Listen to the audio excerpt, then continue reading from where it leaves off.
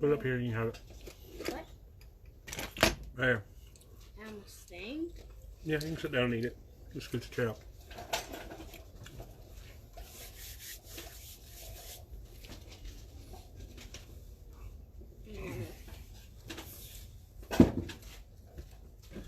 Alright.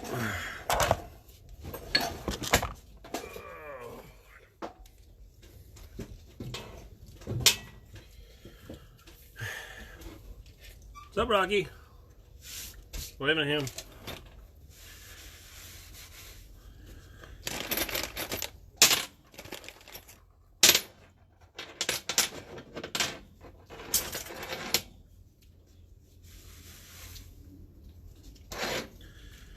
Alright. Time to build a 4-aught harness, part 2. Red wire this time. Alright, so I don't have as much of a grip, so I gotta be careful.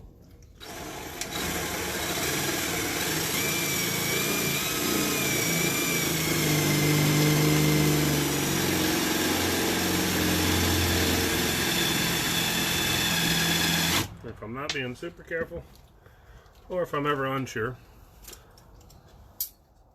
do this. Sup, 62 Boston. Or should I say, I can't do a Boston accent. I would try, but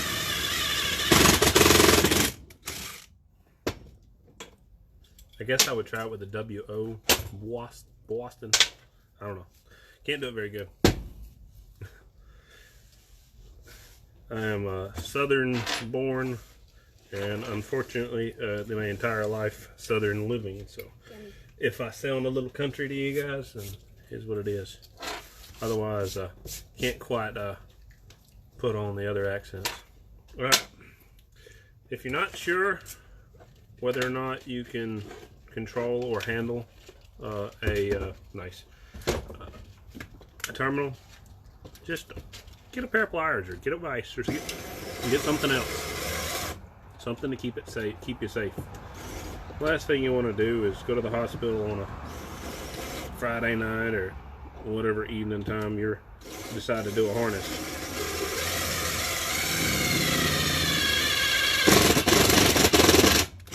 Nobody wants to spend their evening. They wanted to build their hobby stuff, going to the hospital because they got a little gash in their hand. Alright, stop smacking, boy. Sit down. Put it over on top of that box.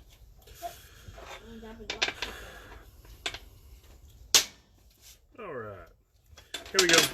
It's kind of the prep work. The rest of the prep's going to be stripping the wires themselves. Yes, move that box. Give me that box. That white box. Give it to me. Okay. Thank you, thank you. You're not going to be able to hold it with one hand, buddy.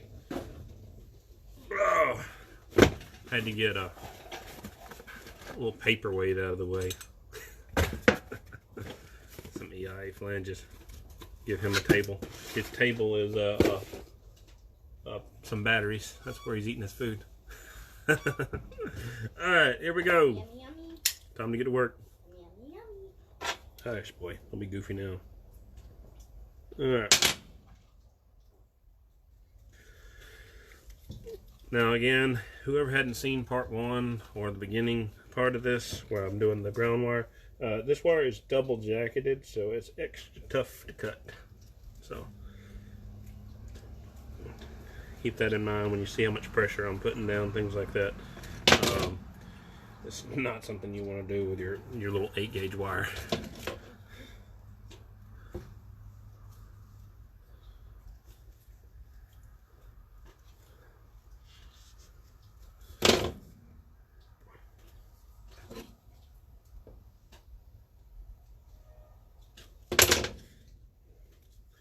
Alright, so from here I'm just bending the wire in all sorts of different directions to make sure that the jacket is separated from the wire. There we go. That is 4-aught wire. Bigger than your thumb.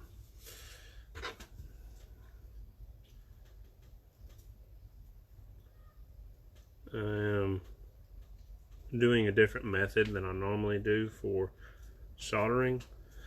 because this wire is over spec and this terminal is right at spec. So I can cheat by getting another wire, which I have, just so happen to have laying right down here. It's another 4/0. Oh yeah, I've got some DLO 7. Yeah, let me show y'all some wire. I'm about to put myself out of a job showing y'all this stuff. Y'all ought to be trying to get some stupid crazy wire.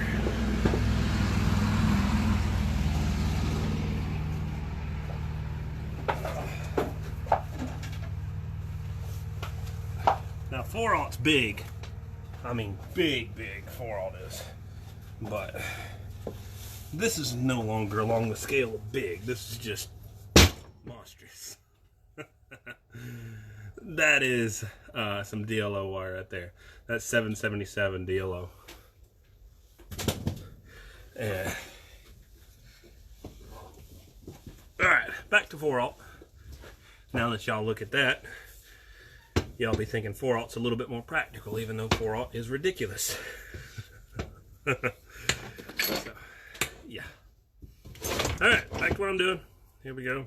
I showed y'all a heat gun method, and then I also showed y'all another method with a torch. The torch method is the one we're going to use today, just because it's the most ideal for my application. I'm trying to get a little bit more height, so I find a different tool and I use it. I'm really using just a kind of like a wedge to set this up higher. Otherwise, the solder can't wick the way I want it to. So technically I'm doing this, and then I'm tying it down on the back side. Just something like that. Doesn't have to be that crazy. It's just something heavy on the back side. And believe it or not, what I just put on it's not heavy enough. So, or I can just take the wire.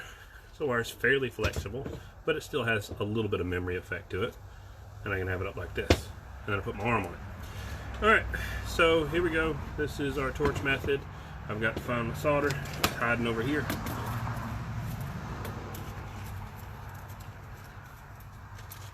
See, yeah.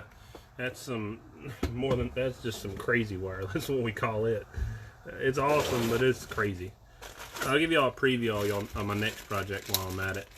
This is what's coming, actually 2 wires down. But some of you guys will know what it is, some of you won't. But I'll give y'all a little picture of it, let y'all see what it is.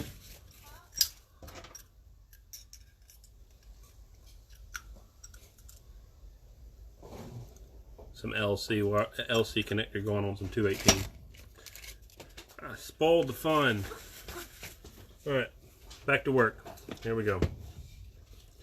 The goal, the name of the game here is not to burn yourself while soldering the wire.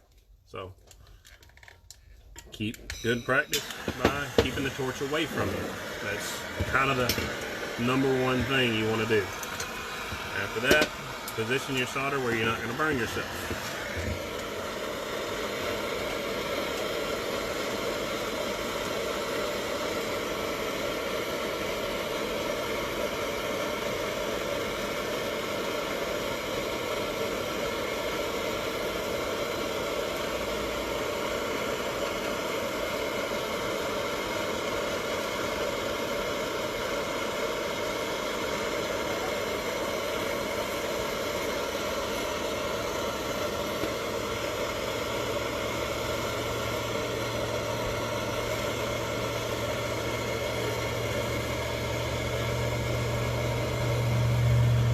If y'all get any questions, feel free to ask.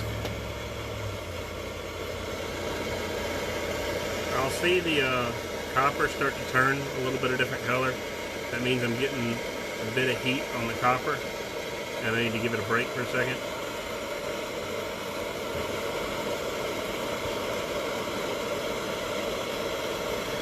Not really the purplish color over here that I'm talking about. I'm talking about the entire copper turn.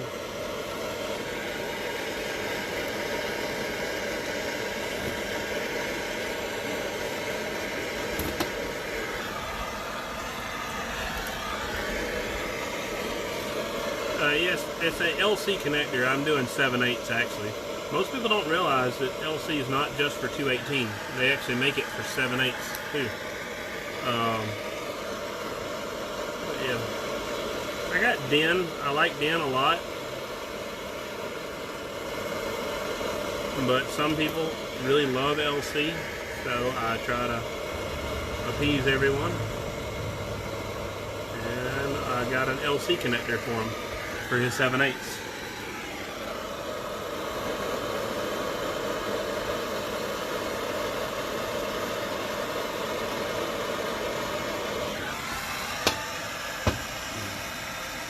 Well, that pretty much covers it. You see it?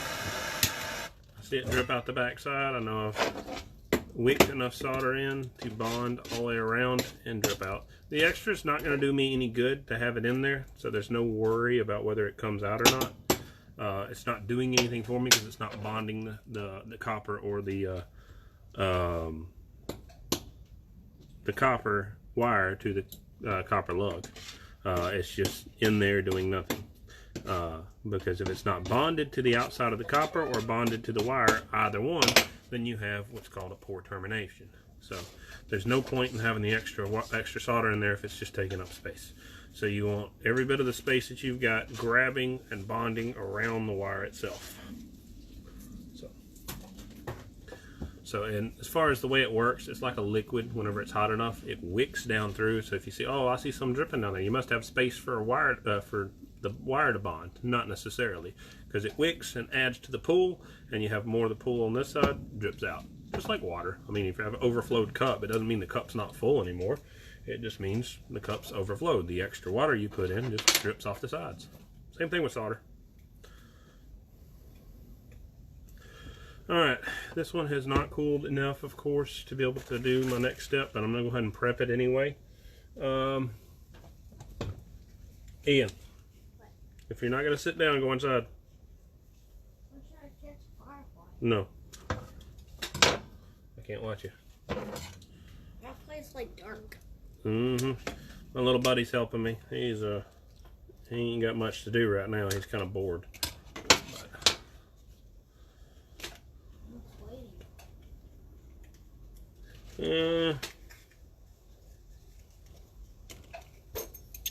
Hold that. Back inside. Okay, there you go. Take it back inside. That's good.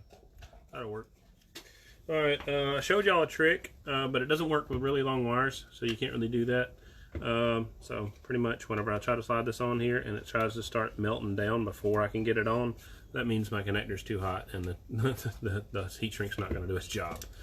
So you just have to wait and let it cool off. I'm not having to wait right now because I let it cool off enough. Copper is really good about wicking heat, so if you tried this with aluminum, which you wouldn't be soldering with aluminum, but if you tried to do some sort of situation like that with another metal, just say it was steel or whatever, it would actually hold the heat here. It wouldn't transfer the heat.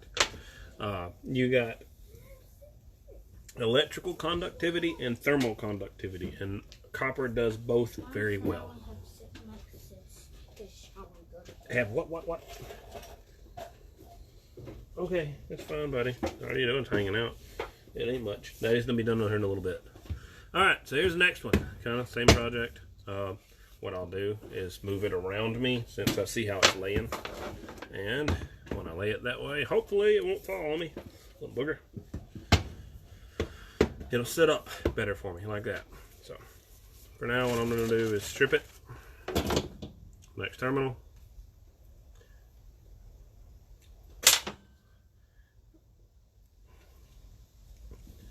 Say the only thing that changes between men and boys is the size of their toys. We going 4/0. It was a man's wire. Alright.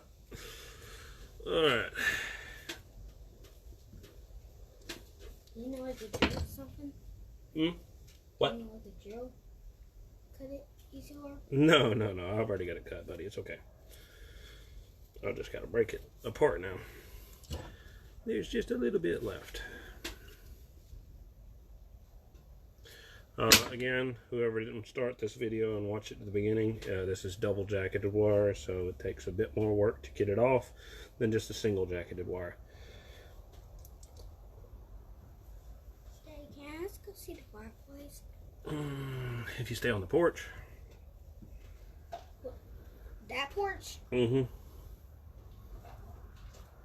This one's still over here. As long as you stay on the sidewalk, it's fine. Alright, here we go. Next. I kind of didn't let y'all see that because I had to tug on that, but whatever. What's the benefit between Den and LC? Not much, really, to be honest. LC is rated at, like, I think 16,000 peak, where a Den, I would guess, is maybe around 19,000 peak, something like that. There's, of course, people that's went over that. I like Den just because I know it's a 50 ohm connector. Believe it or not, UHF connector or PL259 is actually not 50 ohms. It's a 52 ohm connector. Doesn't mean it can't be used in a 50 ohm application, but it's not really a... Only 50 ohm connectors I know of are N-type and DIN. And then, of course, EIAs. Kind of a letdown for some people, but there you go. There it is. Y'all can kind of do your... No, not right now, buddy. Okay. How about this? You can put this box on top of that white box right there, down there. That'll work. Got to give him something to do. He's bored. All right.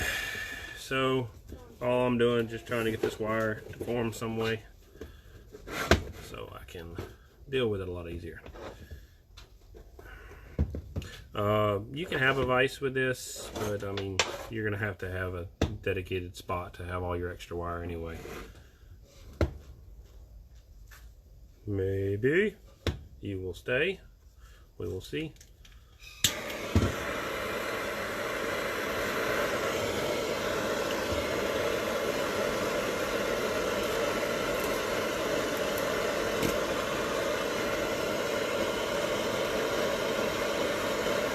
Right the outside of my jacket there. And a quick way to do that, whenever you do something like that, if you don't see it, and just wipe the soot off. That's all it is. It's just soot. So, now of course, if you had a sheep jacket or something like that, then yeah, it'd kind of be done.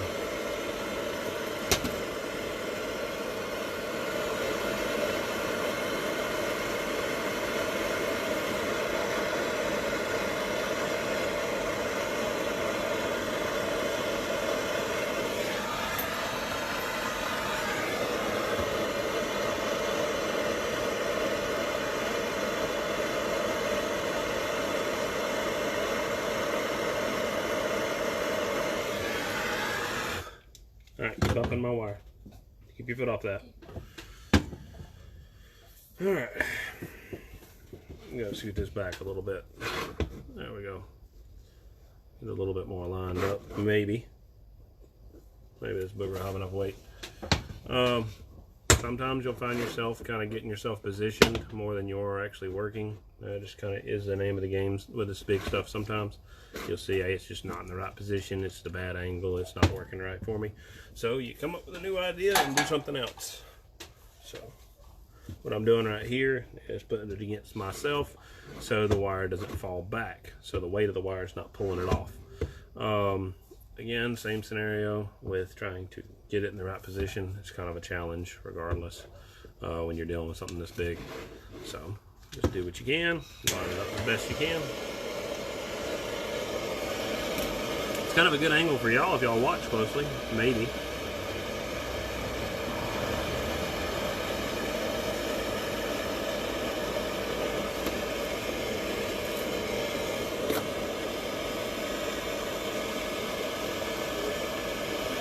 A little bit of a rough angle for me because I got to watch and make sure I don't put my hand in the path of the flame. It makes me a little bit more sloppy. You see that pulling down? But it's kind of nice to be able to let y'all see it.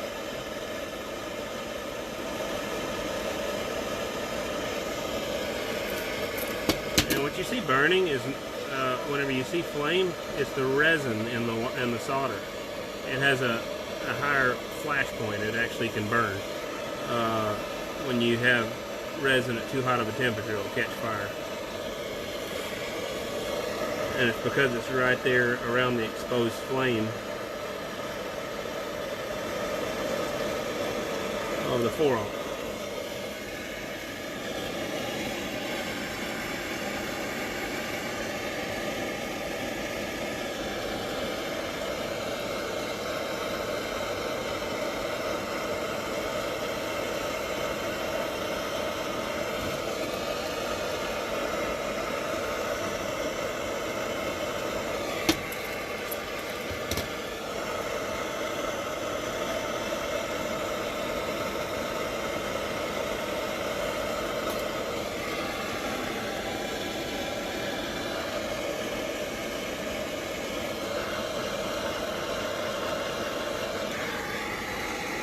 Alright, cool.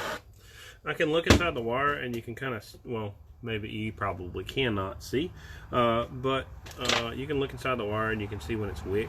Especially with this method, you can basically, instead of seeing a bunch of copper, you'll see a bunch of silver. What's up, smokestack? Waving a hand, man. I gotta wait on this 4-aught to cool off. At that point, I have to do a, I really need to do a quick disconnect for them. And what it's going to be is we're going to be using LC40. It'll be a minute for that to happen because I've got to confirm with him what exact position he wants to put his in. So y'all won't be able to see me do that. But what I'm going to do with this one is instead of doing this crimp style that they do, I'm actually going to solder it in because brass you can solder to. I have to wait on him because I'm going to tag it somewhere in this wire somewhere.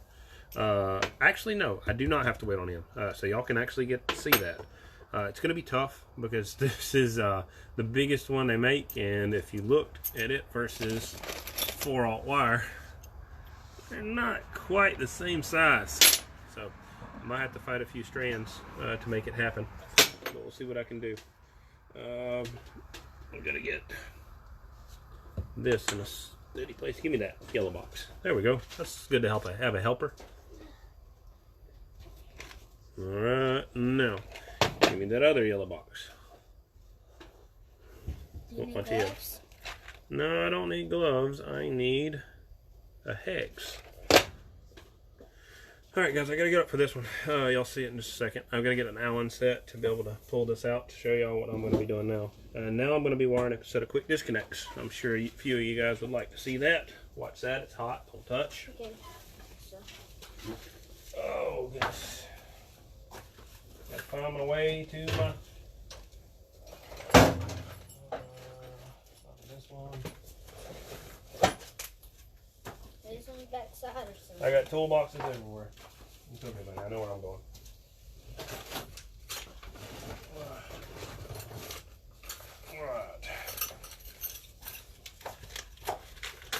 Alright. See if I got one that fits. Nope. Nope. Yep. Sit down, buddy. You're screwing that out? Yes, I'm unscrewing it. You can watch me. There we go. Alright, we'd already decided on where he was going to cut these back. So that's how I know. Careful, it's hot. This one's fine. And he's going to do a neat setup. He kind of took my recommendation about what I told him to do. And he's going to do a disconnect on his front battery and his rear battery. Both, because he's going to go a battery bank in the back. So whenever you do a disconnect like that, it's your mechanic likes you, really, what it comes down to. You warn the mechanic, tell them you need to disconnect the front and the back, and then the wire won't be live. A lot of people, they'll have a backup battery in the back or some big system in the back. Won't tell their mechanic about it. He'll unhook the front battery and be like, oh, everything's dead. Dad, Nope. Be back. You might not be. Go talk to mommy. Alright, so it's just a better method.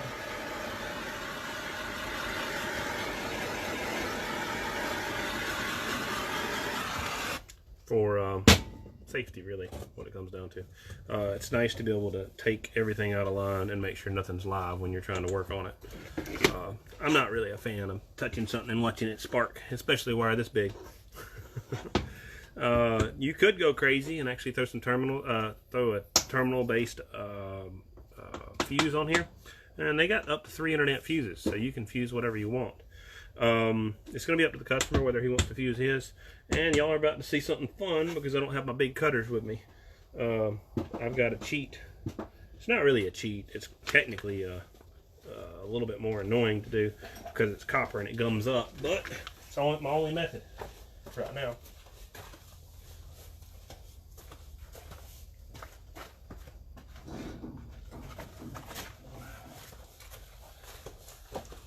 Cut some wire with a saw, with a skill saw. Alright.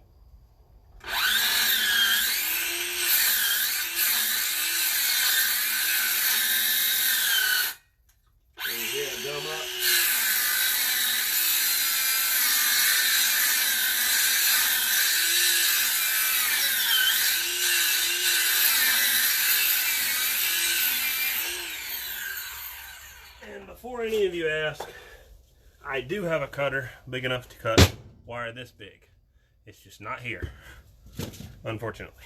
So that's kind of why I just did that. So it's kind of like one of those too little too late things. You forget to bring something. Oh yeah, that's still a job. 4/0 wire is not really something you do in just 15 minutes. It's a harness that takes some time. Anybody who says it's fast either shortcutted their install in some way or decided to do an all crimp situation. I'm not really a fan of all crimp. So it's to each their own. You kind of try to do whatever you want. But me personally, you won't catch me doing an all crimp. I mean, I'll just tell you up front. I don't care if I got a $3,000 set of crimpers. If it's on a DC application, I'm definitely going to have solder. It's not because that crimp won't work. It's that crimp is just not the best electrical connection. It's the best mechanical connection. If you mix crimp and solder, you do a good job with that. There's nothing wrong with that setup there. This is still hot from before. It's not necessarily awful, but I'm used to high heat. So we'll see how many strands I can get in here. This is the biggest connector that we got to work with. Yeah, grinder with a cutoff wheel? No, it would do the same thing. I do have a grinder over there too. And I have a little Dremel grinder. And I have a little Multimax. I got pretty much everything I need. But with copper, what happens when you're starting to do anything at high RPMs, what it does is gum up. And it will stop and slow down whatever blade you're using. That's still a little bit too hot. So I'm going to go ahead and cut the other end while I'm at it, because it's going to be also same thing, LC40. Here's my other end. There it is.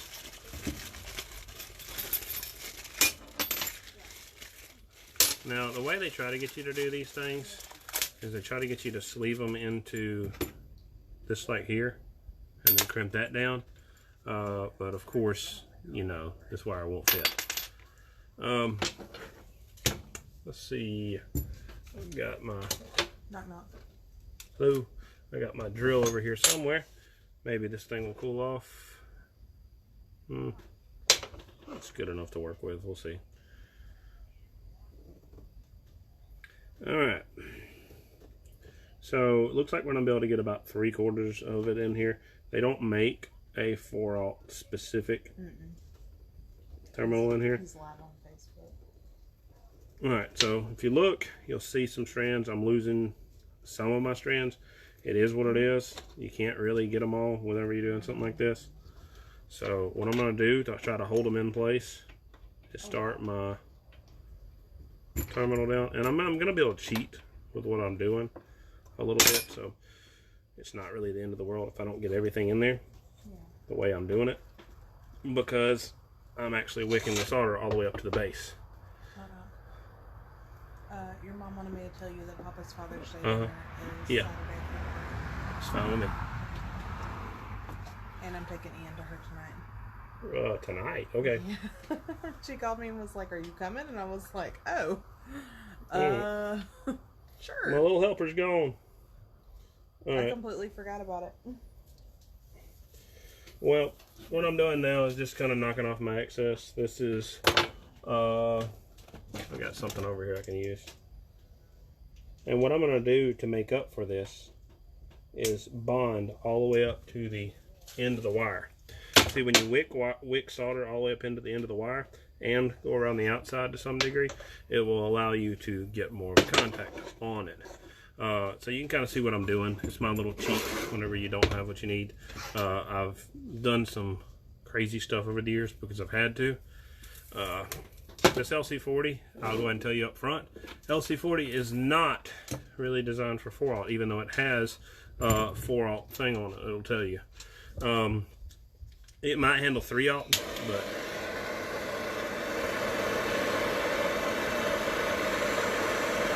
let me go and do this. All I'm doing is using this right here to lock me in place, so I don't have to worry about my wire moving on me at all.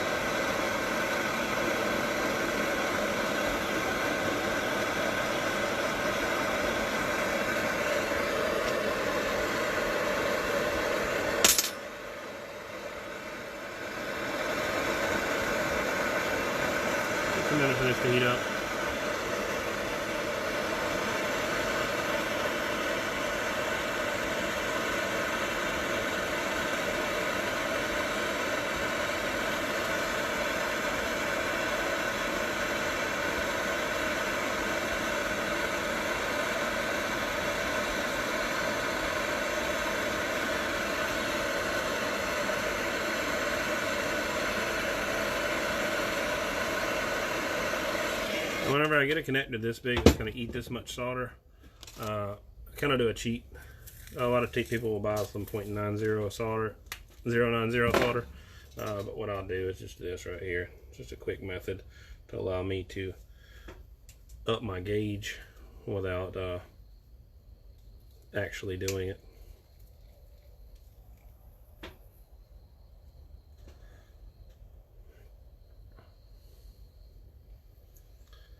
All right, here we go.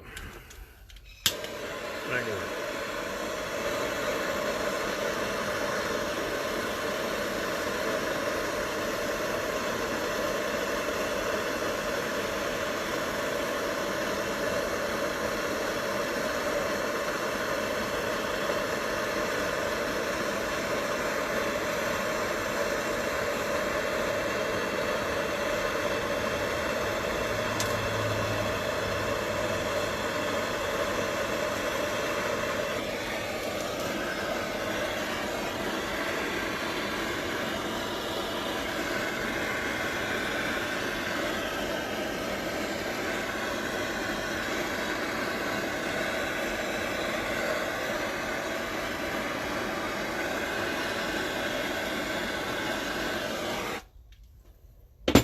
And what I'm doing with that flame is I'm blowing the resin back out because the resin is just building up to too much temperature.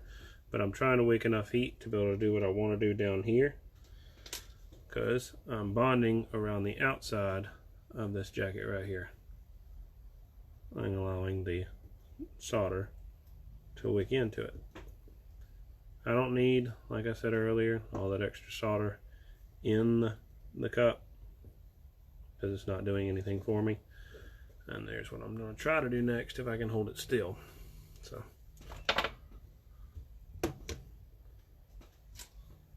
I could technically do this with a soldering iron, I guess.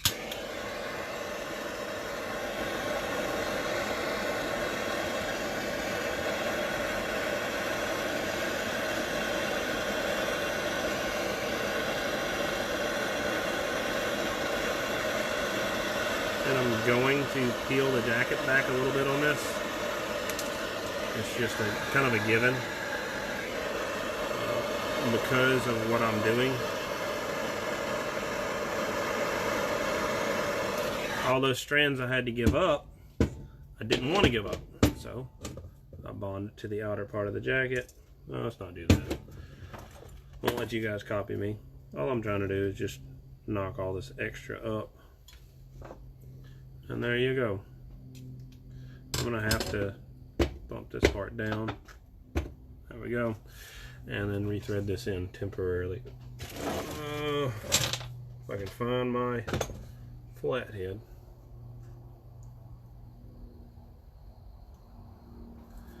Alright, so the reason I'm looking for that, if I can find it, there we go, is this. I'm just knocking out any solder that's in that. All this is right here is a little screw to hold this piece from moving. Yeah. And now, while the solder's hot, I can do something else, just for some people.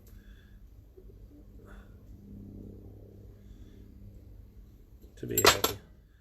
I can do this as quickly as I can, at least. See if I can. I may not be able to, and I'm not really worried about it. It's just really for looks. My poor little. And just so y'all know, this is like literally an old set. I use it as a scrap pile, so y'all don't think I'm burning something brand new. I've got about 15 of these.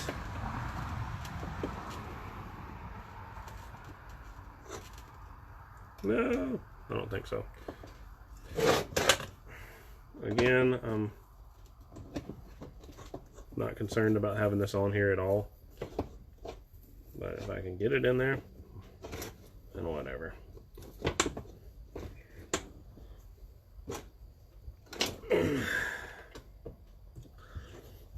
I'm just doing that while it's hot. But yeah, there is you a soldered LC40. That's just what I choose to do with it. You can see the nastiness around the outside of my jacket, but I mean, that's the price you have to pay to have a connector on there the way you want. And then what I'm going to do is, if I need to, for whatever reason, I'll cut this back a little bit more so it'll fit over this outside of this jacket, because I've got it cut pretty much to the same size as the LC40 right here. So it's what it is. And then we'll go this way. I guess I can probably do that. I guess what I'll do is sacrifice this. On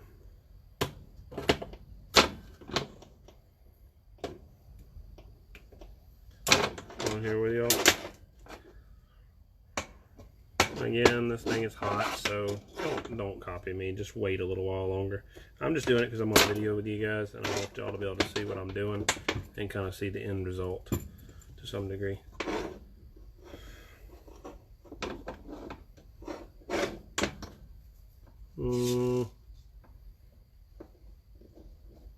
And if you secure this right, this won't be no problem whatsoever. You just got to secure this in a position where it won't ever be hot.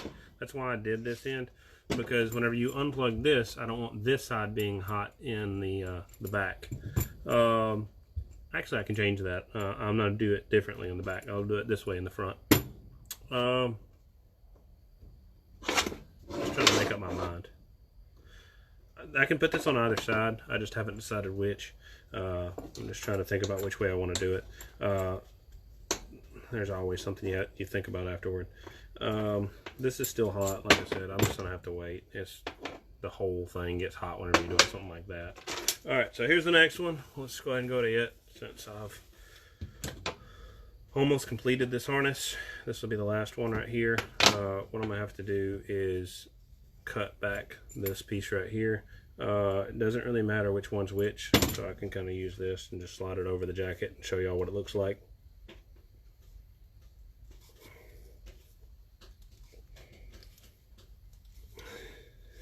It'll slide back, but slowly but surely. I'm gonna try to get a little bit more out of it, just because I've got a Dremel here and I've got a knife sitting right here in my hand. So I'm gonna try to clear it out a little bit so it slides better. You can also use some sort of compound if you want while you're doing this, because it's nice for it to be grabby after you have it installed. Don't matter what you got. I mean, if you got just anything to help it slide. Let's see what I got.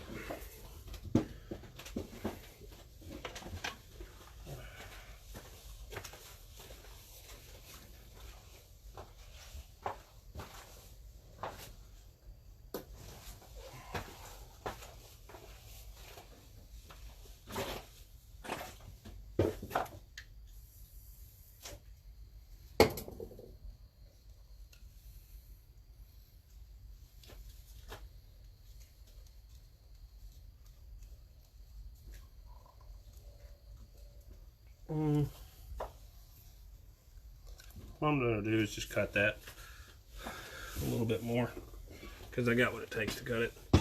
And it's sitting right here, so might as well just throw this down here.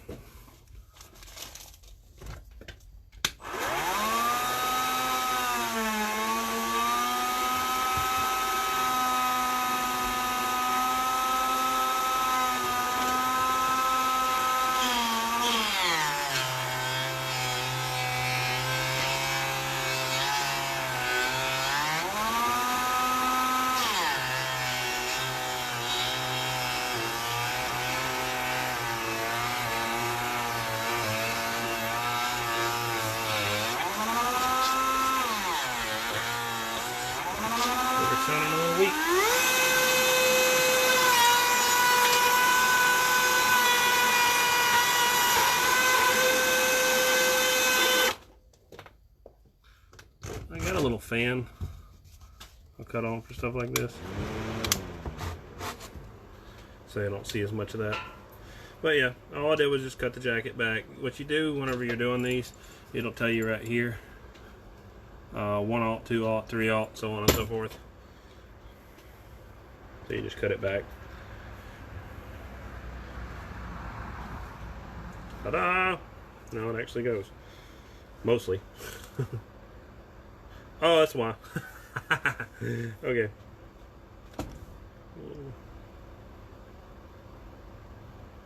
That little bitty ledge right there. That's annoying.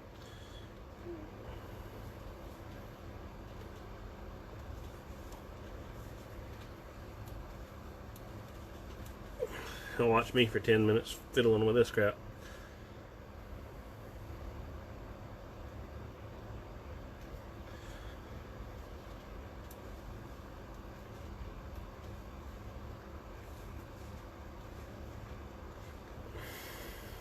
I got it past the first one.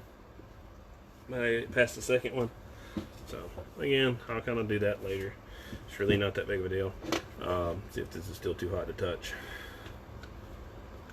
You kind of do the same thing with this. Whenever you deal with anything hot, be careful, because what's going to happen is this jacket, where it's nice and strong, is going to be. Believe it or not, that one doesn't actually smell. Whatever that is, whatever material this stuff is. But yeah, burnt plastic stinks. Clean up solder.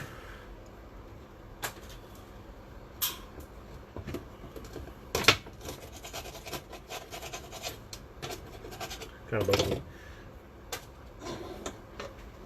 But whenever you're trying to work with hot components and things like that, what happens is there's a lot more things that go into it whenever you're working with it. The jacket of the wire, even though it's hard and nice and stout and strong on this right here, when it gets nice and warm like this, it gets malleable. So whenever you start trying to work with it, what happens is as you push this back, the jacket will start rolling up. So don't do that. So that's kind of the fun with this. Alright. So go ahead and do my next piece, which is right in here.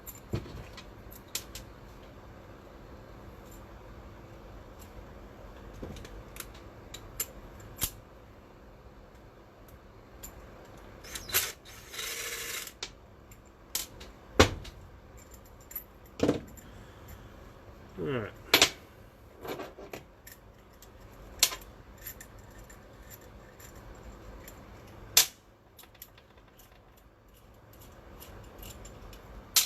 And just for craps and grins, just because I don't feel like dealing with it later, it'll be smoking hot for a little bit, but whatever, is what it is. I'm just putting that screw in place. That's where it's where it needs to be.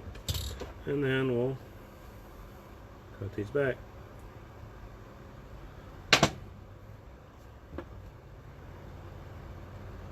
Now, if I had the option and could pick those up immediately, and they weren't like back ordered and stuff like that, what I would try to pick up for stuff like this, probably my favorite stuff is Camlock. I've got to look into getting some of those, but I'm trying to find them where they don't cost the customer $100 a connector. So I'll see what I can do. They're just a bigger version of what these are right here. But these are plenty reasonable for what most people will be using.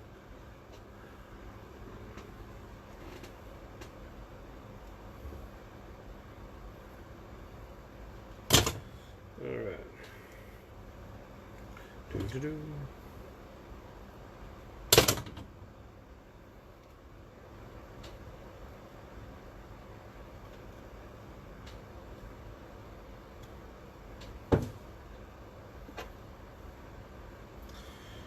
Alright, here we go.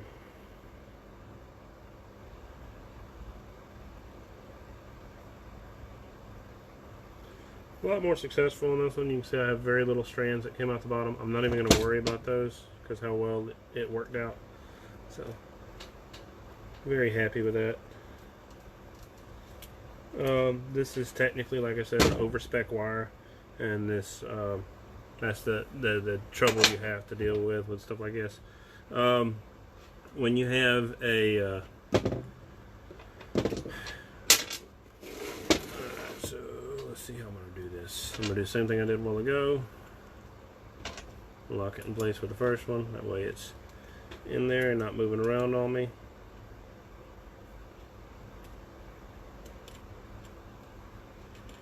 See if I can get this wire out of my way though.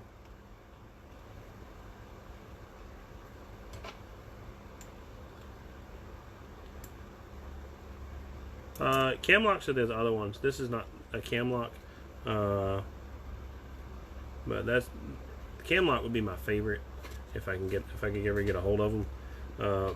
What I may end up doing with these is actually doing a different style jacket. I don't know. I want to see about that. Oh, look.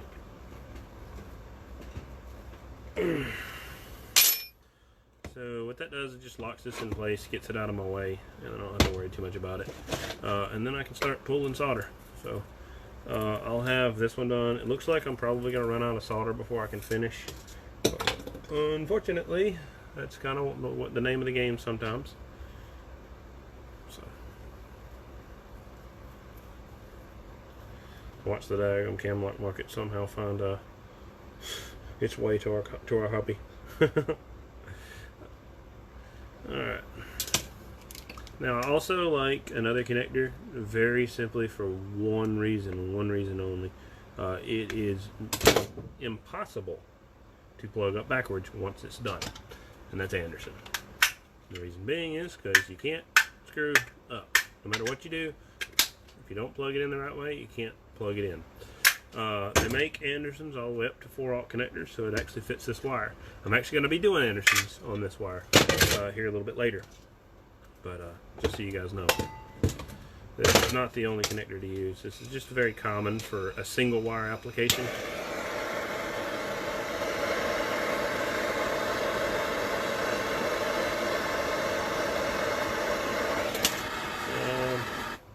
Let me do this real quick. This will actually catch and stop. When this slides back, does it slide all the way back? I've never tried that. Let me try this real quick. Let me check something. I don't want to have to move this thing up 15 foot of wire real quick if I don't have to. So let's try this. This is just a test for me to see something. So I've got a cut connector here. Yes. Aha! Success. Alright, so that's all I needed to know. Alright, so here we go. Back to work.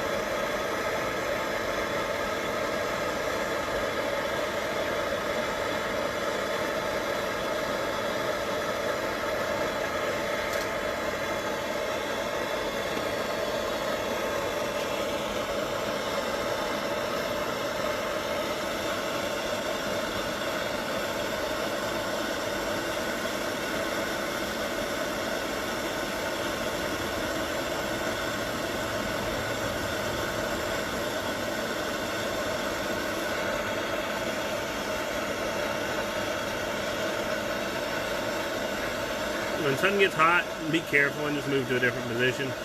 Don't get stubborn.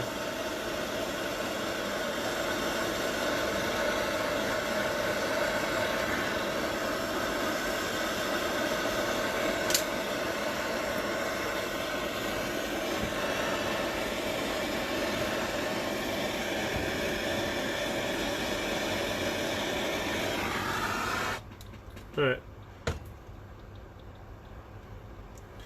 And now comes my next piece.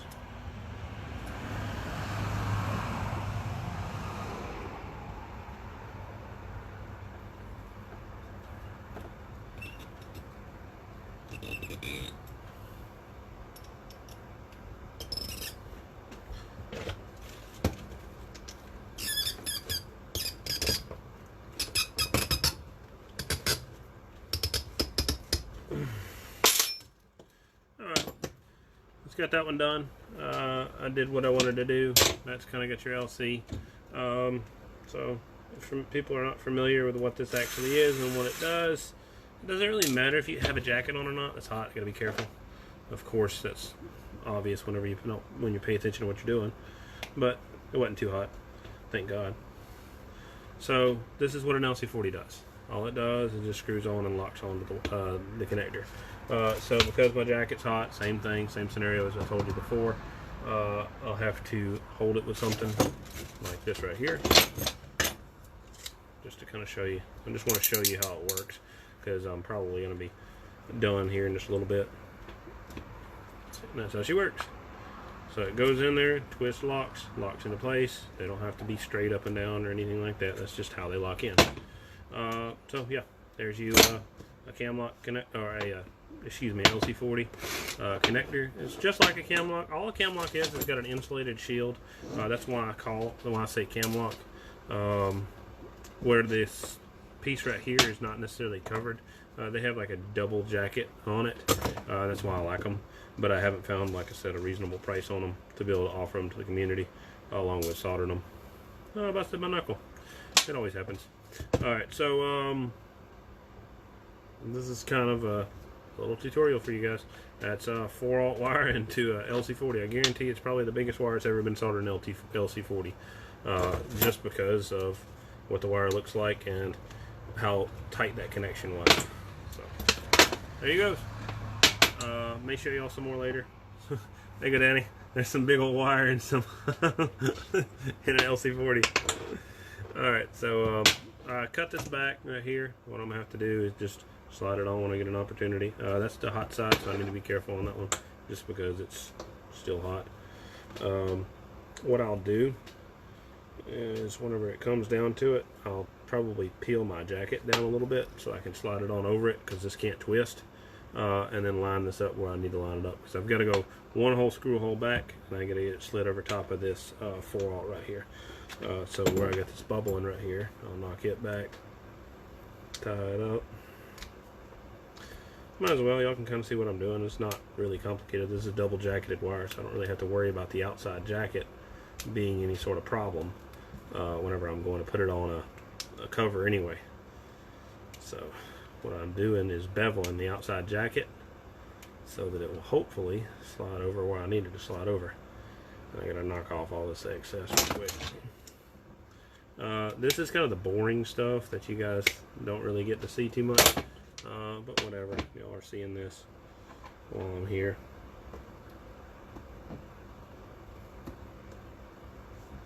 Pull that. Alright, so now from here, this is just a test. Like I said, I may have to do this a few more times.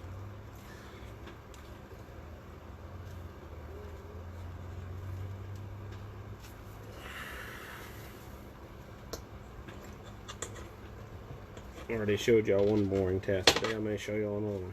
So that's kind of gonna be my job. I've got to tidy up that last little bit of corner so it will slide on over it. But that's kind of the concept, pretty much. You won't see this black piece here whenever I'm done, but that's what's done. I've got to do one on the other end. Then I will be finished with this particular harness. Then I've got another harness to build of this stuff. But next time it will be with Anderson's.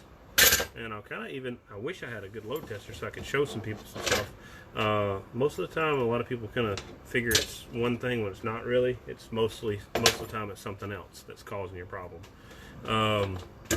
But yeah, Anderson's got a bad rap from a lot of people not connecting them right. I've actually had great success with Anderson's as far as voltage drop. But then again, I solder all mine. So let you guys see that maybe a little bit later. I do not have enough solder to complete my job right now, unless I see some, which I'm kind of looking for as I'm talking. If I don't find enough, then I will not be able to finish today. This stuff eats solder. Like I said, I just ate half a pound of solder right there. Solder's not cheap, but it's not really the fact of money, it's just the fact of quantity. So I'll have to find some more. This is not enough solder to finish the job, so I will catch you guys later. Y'all see me. I probably will do all my little tidying up with this mess on my own. You don't really care to see the boring stuff like that, so all I'm going to be doing is basically making this connector slide over this wire by tidying up this end right here. So I'll chop that piece right there. If I can get this one done quickly, I'll show you. The other one's going to take a little bit more work to get it tidied up. Maybe.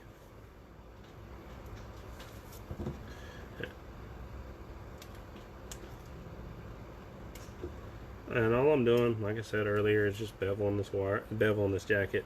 Anybody who's ever done anything like this will kind of understand what I'm doing and how I'm doing it. Alright, so there we go. So what I'm going to do is go another step with this, just because I had to cut this wire back, and there's not only so much that I can do. Is another little piece that you guys get to see, and that's this monster. That's my monster heat shrink. I don't come into it very often, needing it very often, so it's always pretty cool when I get to use it. Takes up almost the full length of the scissors just to cut it.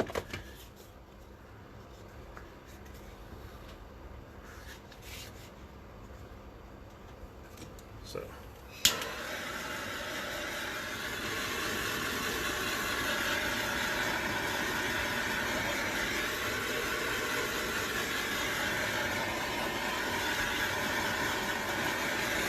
and this stuff takes a while to heat shrink down just because it's so big.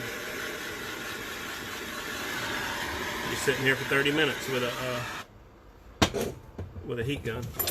Alright, kind of the concept. I'll straighten up my edges just because I'm kind of OCD like that. But yeah, there's your LC 40, and same thing over here, kind of concept. The connector versus the wire.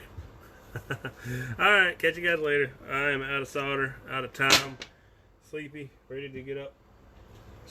Maybe, yeah, I gotta get up stupid early tomorrow morning. I will be back as soon as I can get some more solder and finish up this job. Catch you guys later.